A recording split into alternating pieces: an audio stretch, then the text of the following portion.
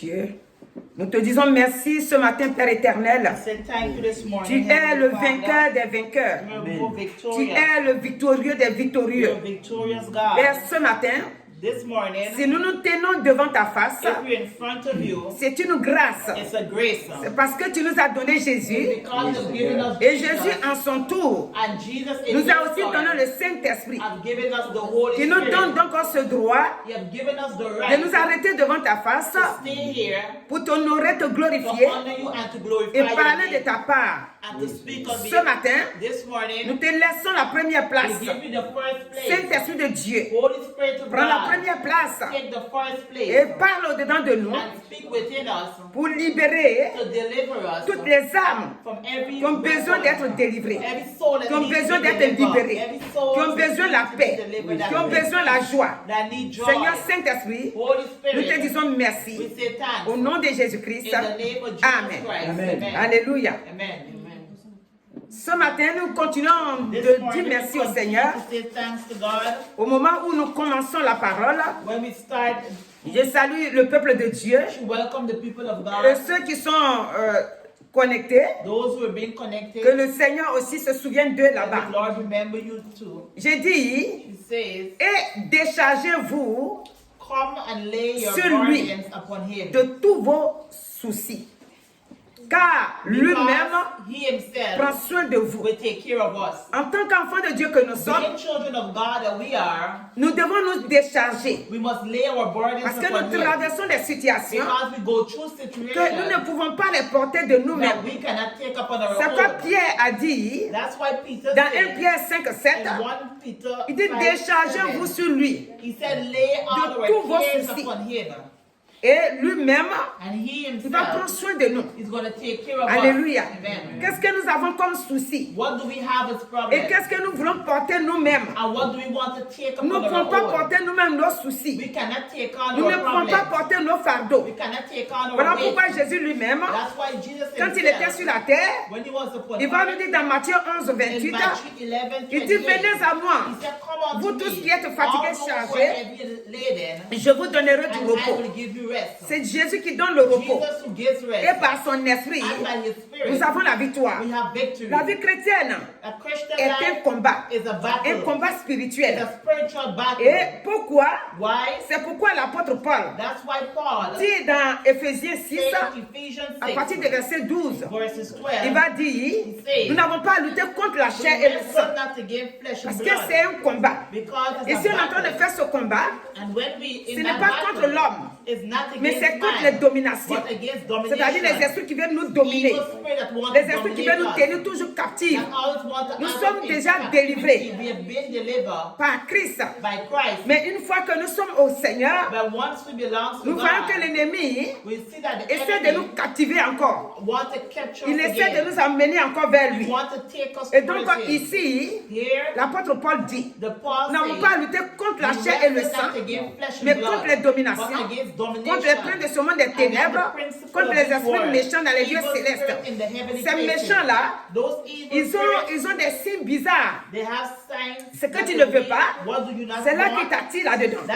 Voilà pourquoi il a dit, nous ne devons pas lutter contre la chair, mais contre ces esprits-là.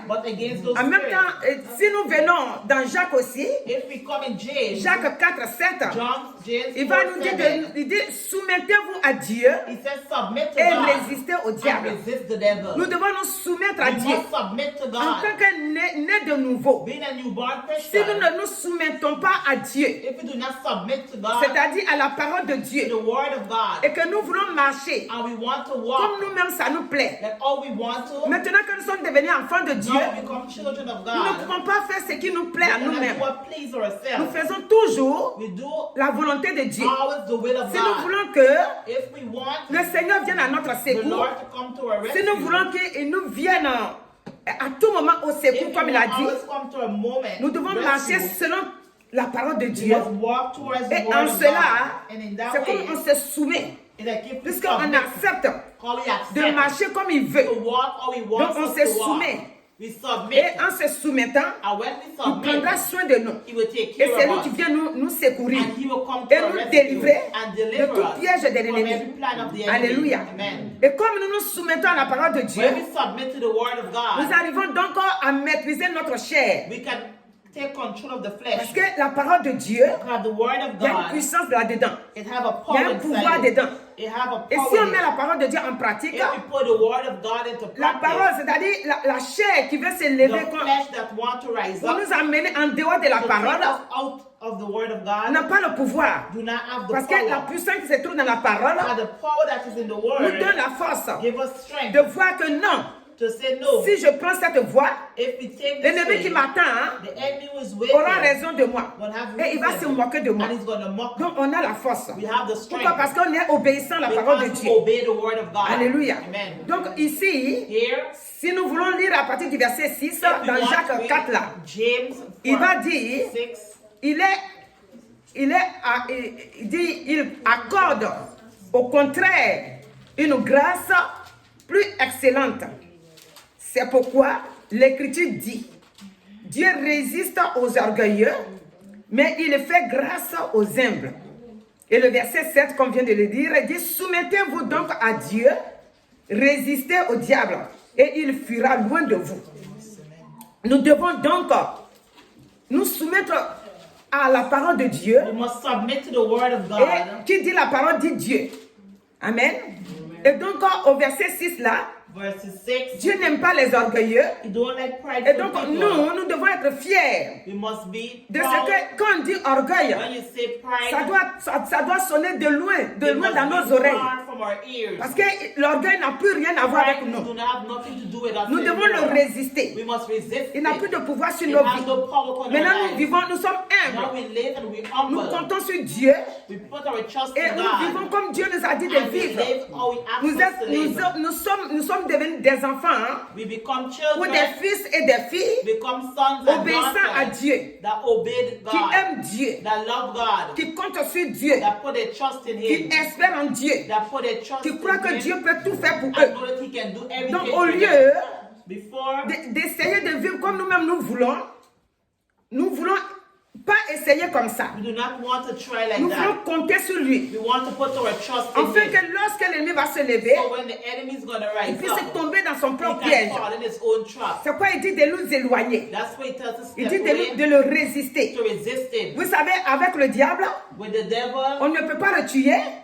Parce que Jésus ne l'a pas tué. On ne peut pas le tuer. On ne peut rien lui faire. Sauf que le résister. Comme Jésus l'a résisté. Dans Matthieu 4, dans Luc 4 aussi, Jésus l'a résisté. Ce que Jésus a fait, c'est ce que nous aussi nous faisons. Parce que Jésus dit, je fais ce que je vois faire mon Père.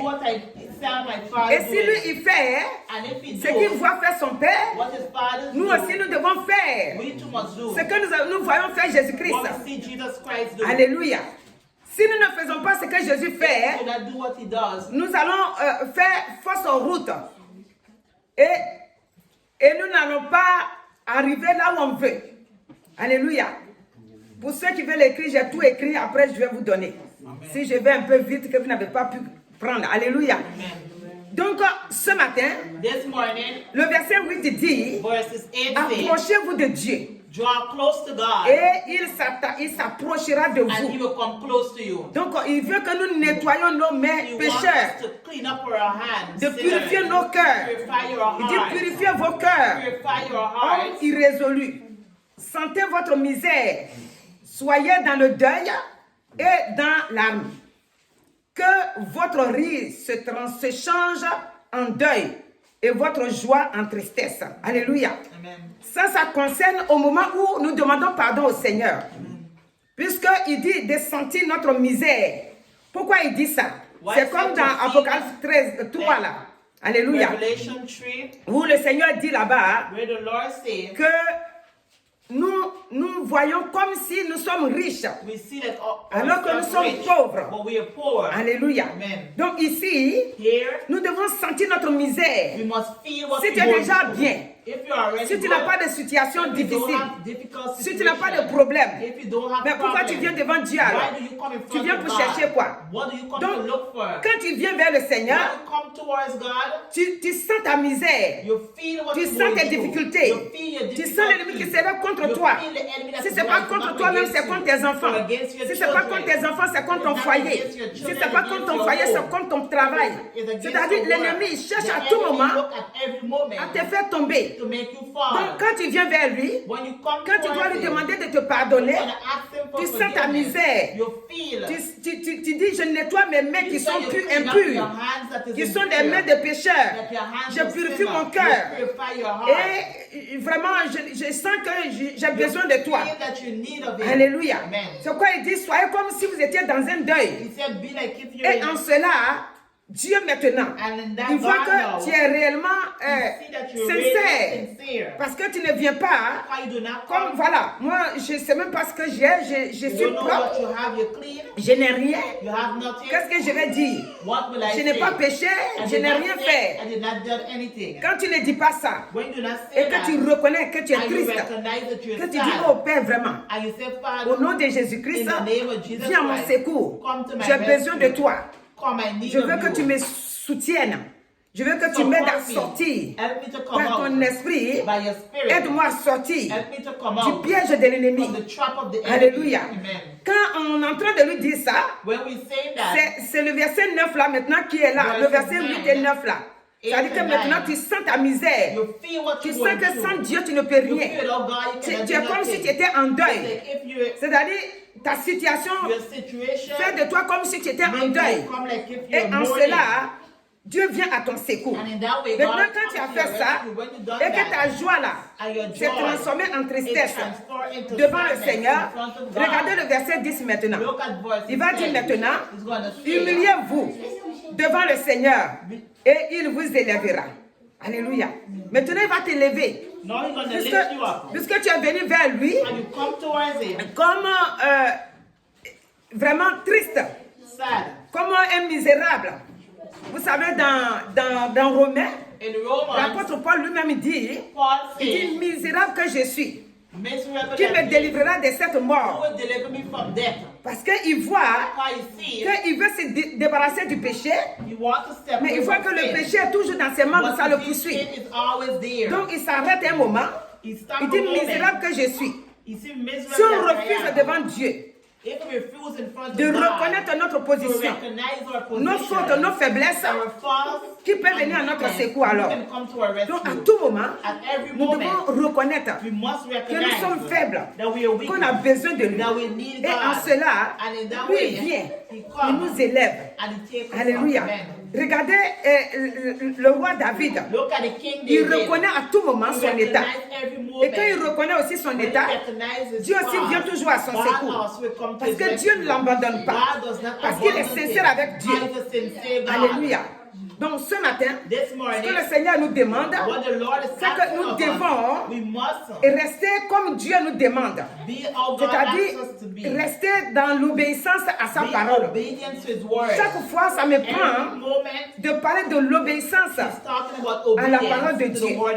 Quand nous sommes obéissants, dans l'Ancien Testament, un peuple, le peuple de Dieu, qui était là, qui vivait selon Dieu. Alléluia. Et donc un jour, un monsieur va s'élever et il va aller louer un prophète. Il va venir dire, moi je veux que tu les maudisses. C'est dans Nombre 23. Il dit, il s'en va à Balaam là, c'est le prophète de Dieu. Et Balak, c'est-à-dire il est ennemi du peuple de Dieu. Mais tout ça se passe dans le dos du peuple de Dieu. Parce qu'il allait le louer, il allait le prendre. Il dit, viens me maudire ce peuple-là.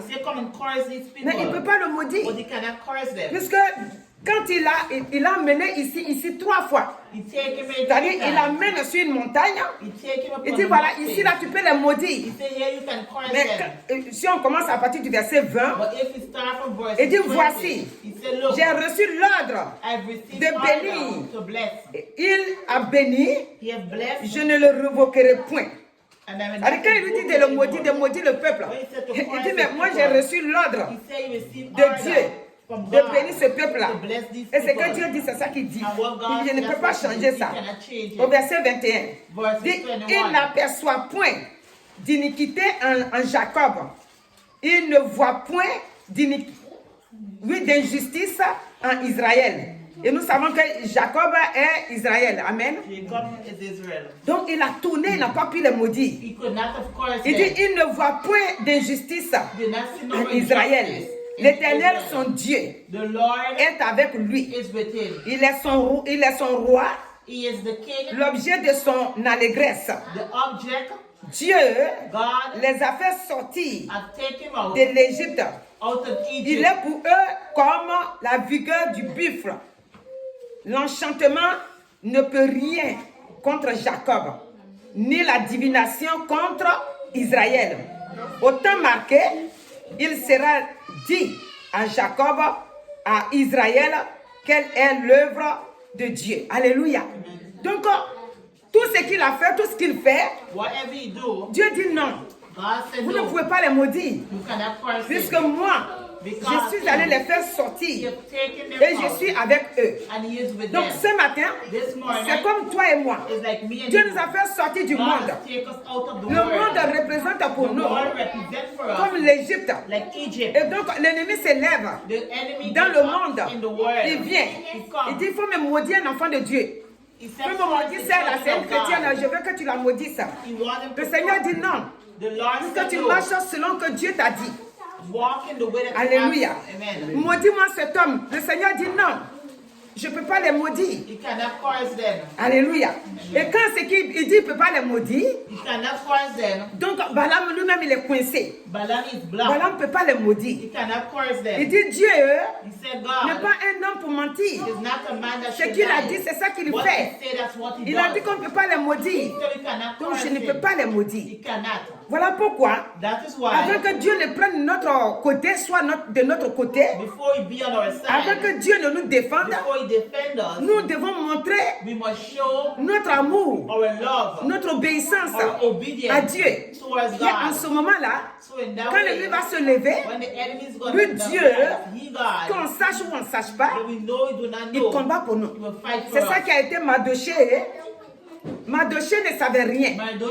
Mais au moment où Haman a fini son plan pour venir les prendre Mardoché pour aller le pendre sur le bois qu'il a fait, Dieu avait déjà intervenu. Pourquoi? Parce que lorsqu'ils ont su qu'il y a un problème qui arrive, ils ont tourné leur regard vers Dieu. Avant, ils ne savaient pas. Mais quand ils ont su que ce qui nous attend, c'est ça, quand ils ont appelé Dieu, Dieu est venu au secours. Et Haman lui-même est parti à sa place, là où il voulait mettre Mardoché. Et Mardoché a été vivant. Alléluia. Donc en tant qu'enfant de Dieu, nous devons fuir l'ennemi. Nous devons aussi canaliser notre chair. Le péché qui habite en nous, l'Esprit de Dieu qui est en nous maintenant, a pris pouvoir, autorité sur lui. Et donc, s'il veut s'élever, l'Esprit de Dieu qui est en nous, c'est lui qui le canalise. Là, c'est quand nous mettons la parole de Dieu en pratique. Mais si nous ne mettons pas la parole de Dieu en pratique, si on ne fait pas comme Dieu nous demande de faire, quand le péché s'élève à nous, pourquoi je dis le péché habite en nous? Nos pensées, notre cœur, nos yeux, nos oreilles, tout ce qu'il entend, c'est-à-dire nos 5 sens-là, nous poussent toujours à tomber dans le mal. Mais si le Saint-Esprit habite en nous, dès qu'il veut se manifester, dès que le Saint-Esprit nous donne la force, on a le pouvoir de le maîtriser. Alléluia. C'est pour ça que ce matin, nous devons nous soumettre à la parole de Dieu. Et maintenant, Dieu qui est notre Seigneur va maintenant nous défendre sur tous les plans. Donc ce matin, regardez ce que Dieu fait. Cette femme qui a saigné pendant 12 ans, personne ne pouvait s'approcher d'elle. Parce que dans leur loi, quand tu as fait tes règles, tu dois t'éloigner du monde. Personne ne doit te toucher. When you see the time of the Dans month, Marc you must 5, step away. celui qui te touche, Those who touch you, il est impur. they're impure. Il va passer des semaines They're going to pass weeks sans venir toucher les autres qui sont en ville. those who in Mais the regarde, village. pourquoi est-ce que nous devons compter sur Dieu Why forcément? must put our trust in God? Quand Jésus est venu dans la ville, When Jesus come into the que village, quelqu'un est allé lui dire que and someone tell Jésus qui her fait des miracles, that Jesus who does Jésus qui miracles, guérit, who heals, Jésus qui ressuscite, who resurrects, est dans la ville. is in the village. Elle a dit en bon, She said, oh, Jésus est dans la ville, God is in the et village. voilà in the village. qu'elle va se débrouiller doucement. And look, she's going to come. Elle va aller dans là où Jésus était en She's going to réunion. go where Jesus Et was. dès qu'elle arrive, Since she reached puisqu'on dit there, personne ne doit la toucher, he said, no, donc les gens lui ont laissé le chemin libre. people leave her. On ne peut pas la toucher pour la ramener là où elle était. Là, c'était Katanga. Amen. C'est pas comme la belle Bartimée où on lui disait, tais-toi, fais ci, fais ça. Si on peut le toucher, on va le pousser. Alléluia. Là, il ne peut pas s'approcher, mais il la regarde venir. Comme elle avait déjà résolu dans son cœur, elle vient maintenant dans une pensée que je vais pour être guérie. Je vais pour être guérie. Au verset 27, il dit, ayant entendu parler de Jésus, elle vint dans la foule par derrière et toucha son vêtement. Car elle disait, si je peux seulement toucher ses vêtements, je serai guérie. Et c'est ce qui s'est passé. Si j'ai pu seulement. Aujourd'hui, la plupart des gens, quand ils vont à l'église, ils ne fixent pas quelque chose dans leur pensée. Ils ne se disent pas, aujourd'hui là, voici mon affaire, voici mon problème. L'autre jour, j'ai dit ici, alléluia, on a dit ici, puisque je ne suis pas seule, alléluia, on a dit ici que si ta situation est perdue, elle ne change pas, tu as vu les pasteurs, tu as vu tout le monde, les prêtres, tout.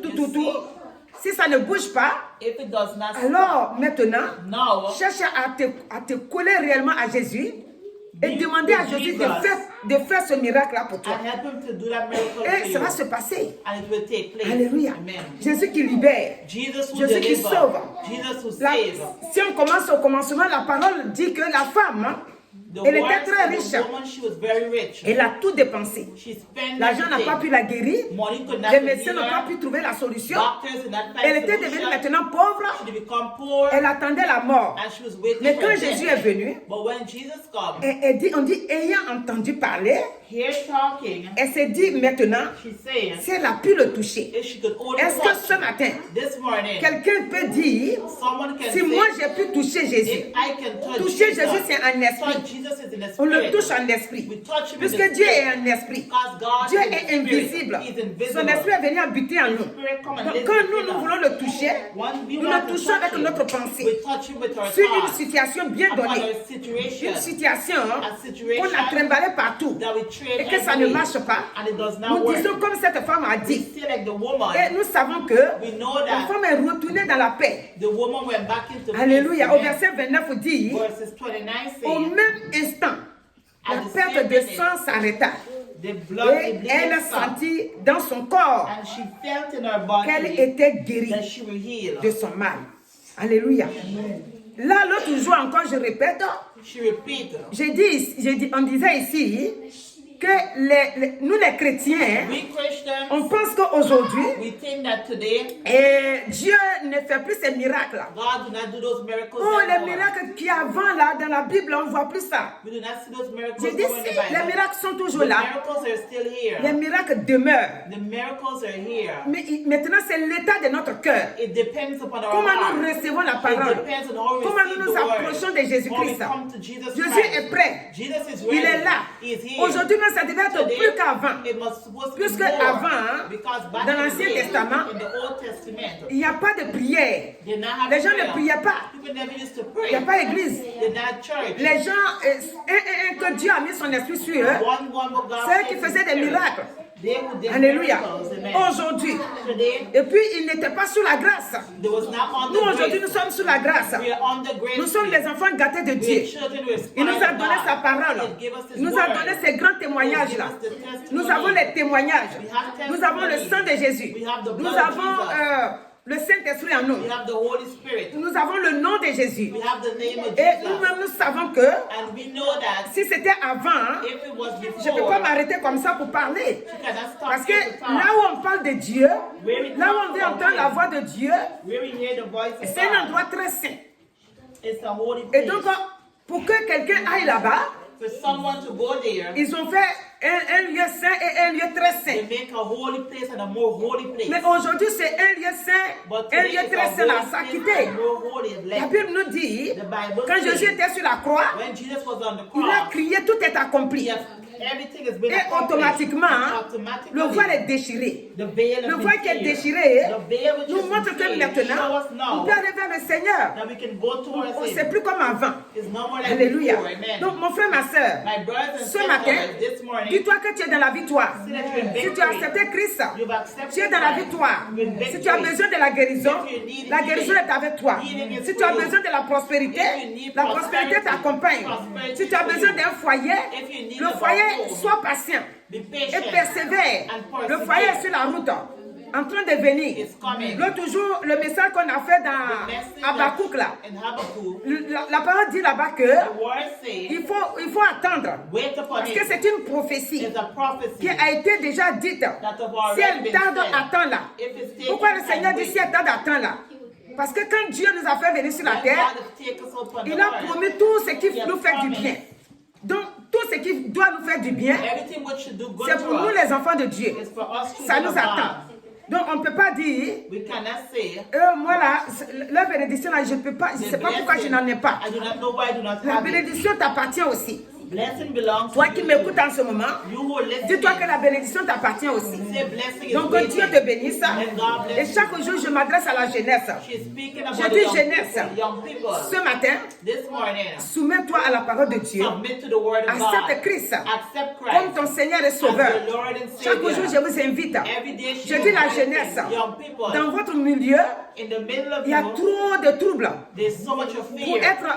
pour pouvoir tenir, pour aller de l'avant, il faut que tu aies le Saint-Esprit en toi. Il faut que tu aies Jésus dans ta vie. Et c'est Jésus qui te protège. C'est Jésus qui te conduit par son esprit. Et tu as la protection de Dieu. Donc ce matin, que Dieu te bénisse. Là où tu te trouves, dis-toi que Dieu, ce n'est pas pour les personnes âgées. Dieu, ce n'est pas pour les personnes qui ne peuvent plus faire la vie comme avant, comme quand ils avaient 18 ans ou 19 ans. Mais Dieu, c'est pour nous tous. Toi aussi, tu as besoin de lui. Il va te suivre. Chaque jour, je répète ça. C'est lui qui donne l'intelligence. Dans tes études, Dieu te donne la sagesse. Dieu te donne le discernement. Pour choisir un métier, Dieu va t'aider à choisir le métier. Si tu n'es pas dans le Seigneur, c'est quoi? La plupart des temps, ceux qui sont dans le monde, beaucoup choisissent un métier. Quand ils vont entrer devant un an, 2 ans, ils changent encore. Parce qu'ils n'ont pas eu de discernement. Ils s'en vont pour essayer si ça marche. Un enfant de Dieu n'essaye pas si ça marche. Un enfant de Dieu va avec la conviction. Un enfant de Dieu va avec la foi. Un enfant de Dieu est déjà rassuré. Il dit, c'est ça qu'il me faut. C'est ça qui me plaît. Depuis là, c'est ça que le Saint-Esprit a mis dans ma pensée. Et quand tu rentres dans ce métier-là, tu vas étudier jusqu'à la sortie. Et j'ai dit que les enfants de Dieu aussi peuvent devenir des grands types, c'est-à-dire des grandes personnalités sur la terre. Donc, si tu es un enfant de Dieu, continue. Et si tu n'as pas encore accepté, alors le message t'appartient. C'est pour toi. Il faut l'accepter et tu seras béni. Donc, ce matin, que Dieu bénisse chacun de nous et que nous sachions que nous devons nous soumettre à la parole de Dieu. Et Dieu maintenant va prendre soin de nous. Les ennemis vont s'élever de gauche à droite. Et comme nous avons dit ici, dans Exode 23, 22 là, que nos ennemis sont les ennemis de Dieu. Nos adversaires sont les adversaires de Dieu. Et le Seigneur dit, quiconque là, n'importe qui, toute personne, qu'il soit président ou pauvre, ou quelqu'un qui est petit ou grand, que ce soit femme ou garçon, il dit quiconque se liguera contre toi, va tomber sur ton pouvoir, qu'il soit un esprit ou un physique, une personne physique. Quelle que soit la voie qu'il va emprunter, il va échouer. Alléluia. Parce que c'est Dieu qui a dit. Alléluia. Donc ce matin, vois que tu es dans l'assurance totale. Parce que Dieu t'entoure par son esprit et son sang. Donc que Dieu te bénisse. Au nom de Jésus-Christ. Amen. Nous allons prier. Éternel notre Dieu, Lord Jesus, nous voici ce matin. This Tu morning, nous as dit de nous soumettre à ta you parole said to submit to your word et de marcher selon que ta parole nous demande de marcher.